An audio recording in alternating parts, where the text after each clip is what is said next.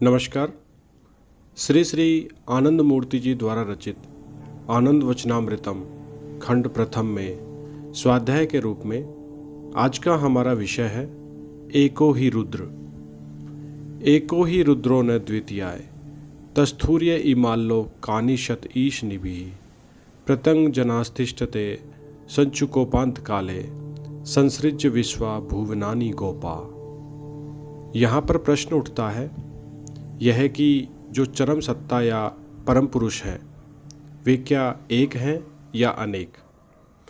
नियंत्री सत्ता एक है या अनेक, यह अवश्य ही एक जटिल प्रश्न है। ऋषि बोलते हैं चरम नियंत्री सत्ता अवश्य ही एक और अद्वितीय है, इसमें बहुत्व होने की कोई गुंजाइश नहीं है। अर्थात वे परम सत्ता सर्वकाल ही एक और अद्वितीय रूप में विराजमान है। अतः अतीत में वे जिस तरह से थे भविष्यत में भी उसी तरह से रहेंगे। इसके पहले भी मैंने तुम लोगों से कहा था कि रुद्र शब्द का यथार्थ अर्थ हुआ कि जो सत्ता जीव को रोदन कराते हैं। इस प्रसंग में मैंने यह भी कहा है कि क्रंदन कराने का माने ही शोकाश्रु विसर्जन करना नहीं है। मनुष्य जब दुख से, व्यथा से, वेदना से आकुल हो क्रंदन करता है, तब क्रंदनकारी की आँख के भीतरी प्रांत से अश्रु गिरने लगता है। और मनुष्य जब अत्यंत आनंद विवल हो रोए तब उसके नेत्र के वही प्रांत से अश्रु झरने लगता है। शोकाहत मनुष्य का जो अश्रु विसर्जन है उसे कहते हैं शोकाश्रु, और आनंदाप्लुत मनुष्य का जो अश्रु विसर्जन होता है उसे कहते हैं आनंदाश्रु।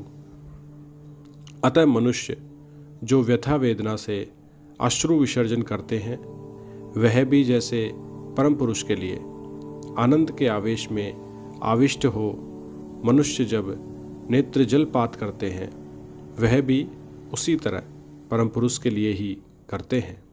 अतः उसे संगत कारण से ही रुद्र कहा जाता है। इस व्यक्त जगत में नाना घात प्रतिघात, नाना आपद विपद में पड़कर मनुष्य अश्रु विसर्जन करता है।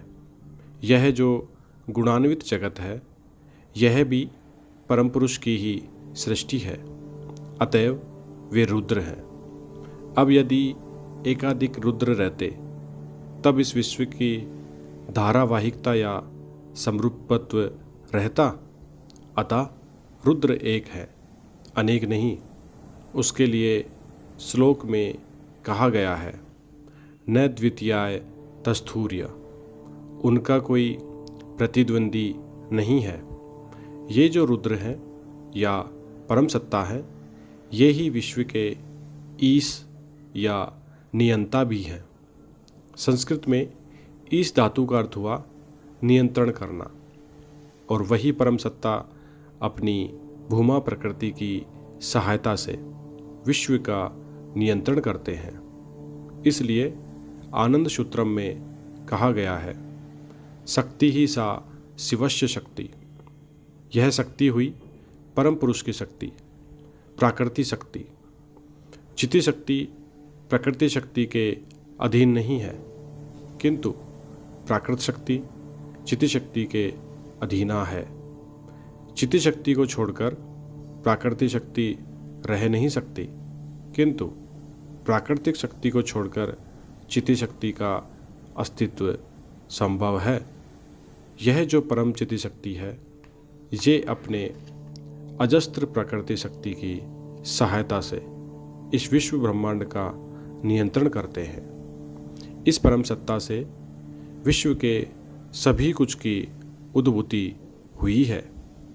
उनकी ही कृपा से इस विश्व का सब कुछ उनमें ही स्थित है, और यथाकाल में एक दिन उनमें ही लय प्राप्त होगा। अर्थात एकाधार में सृष्टा, पाता, प्रहर्ता वे ही हैं। वस्तुतः यह विश्व कस्मिन काल में भी संपूर्ण ध्वंस को प्राप्त न होगा, अर्थात इस विश्व का एक साथ तापगत मृत्यु कभी भी न होगी। तब हाँ, इस विश्व के किसी एक क्षुद्रांश की तापगत मृत्यु कई एक बार ही हुई है और भविष्य में भी होगी, किंतु वह होगी विश्व के एक निर्दिष्ट सीमित क्षेत्र में। सामग्रिक रूप से विश्व की तापगत मृत्यु कभी नहीं होगी। हमारे इस पृथ्वी ग्रह का विनाश होने के पहले ही मनुष्य जाति के वंशधर इस पृथ्वी ग्रह को त्याग कर सौर जगत के अन्य किसी ग्रह पर जाकर निवास करना प्रारंभ कर देंगे। भविष्य में इस तरह की घटना घटने की ही बहुत संभावना है। अभी विश्व के किसी एक निर्दिष्ट अंश का सामग्रिक विनाश घटता भी है, तब भी परम पुरुष तो रहते ही हैं। इसका मतलब है इस विश्व का कोई भी कहीं पर किसी अवस्था में भी अकेला और असहाय नहीं है। परम पुरुष सर्वदा ही अपनी सृष्टि के साथ ओतप्रोत रूप से युक्त रहते हैं।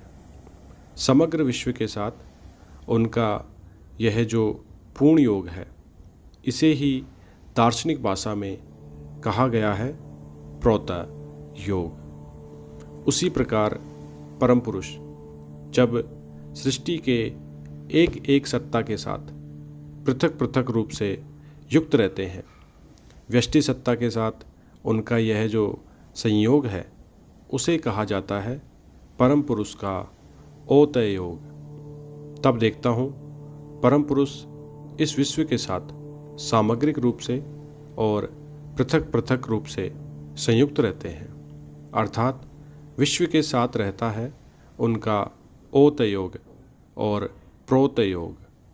इसी से आनंद सूत्रम में कहा गया है ओत प्रोत योगाभ्याम संयुक्त पुरुषोत्तमा प्रतंग जनास्तिष्ठते संचुकोपांत काले, अर्थात संपूर्ण विनाश की अवस्था में भी परम पुरुष सभी के संग में ही रहते हैं। इसलिए जीव को किसी अवस्था में भी भय पाने की आवश्यकता नहीं है। संसृज विश्वाभुवनानि गोपा। इस विश्व की सृष्टि हो जाने पर परम पुरुष ने क्या किया? हाँ, उन्होंने स्वयं को छुपा लिया अपनी ही सृष्टि के मध्य में। अतः उनको पाने के लिए उनकी सृष्टि के बीच में उन्हें खोजना पड़ेगा। इसके अतिरिक्त अन्य कोई रास्ता नहीं है और उनकी खोज करने के लिए मनुष्य को विशेष प्रयास करना पड़ेगा और उनको खोजने का जो विशेष पंथा या प्रयास है उसका ही नाम साधना है। वस्तु जगत के साथ परागति के संतुलन के माध्यम से उनकी खोज करनी होगी। जीव मात्र का वही एकमात्र प्रधान कर्तव्य है। पटना 4 अगस्त 1978। धन्यवाद। बाबा नाम केवलम।